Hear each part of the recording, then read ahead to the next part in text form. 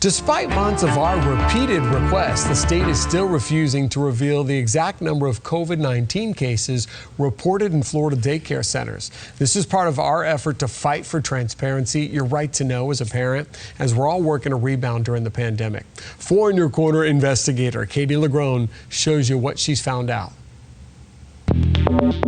They are the centers that care for Florida's youngest, but just how many cases of COVID-19 have invaded Florida's nearly 6,500 child care facilities remains a detail Florida's Department of Health is refusing to make public. I have a huge problem with it. Rachel Sobel recently decided to send her 3-year-old back to a Boca Raton preschool last month. We deserve to know from the state what the numbers are in every facility, including daycare, so that as parents, we can do what we feel comfortable with. Nobody should keep that information from us. While she's satisfied with her daughter's school transparency, knowing the state is leaving parents in the dark about daycare COVID numbers statewide. It literally makes my blood boil. I don't understand what they have to gain by withholding that information.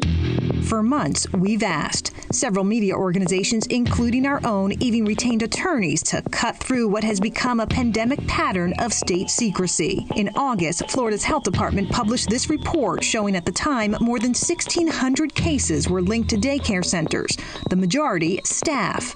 The report disappeared a day later. It was a draft that was inadvertently released, but we're in the process of making a report. But last month, our attorneys confirmed the DOH does not intend to proactively publish any daycare COVID numbers from its disease tracking system. The public should be concerned. Florida's First Amendment Foundation fights to uphold the public's right to know critical information and has also battled the state for pandemic details. This is an instance where, yes, more information helps the entire public so they know where cases are and where it's spreading. What do you think this is doing to public trust? Eroding it. It took legal pressure and critical headlines before the state reported cases in nursing homes, assisted living facilities, and schools.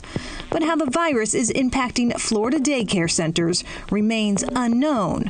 A few other states, including Texas and Oregon, are letting the public and parents know what Rachel Sobel believes all parents have the right to. Every single parent who is pushing their kid out the door every day to go into a facility deserves full disclosure on what the numbers are at that facility, period, end of story.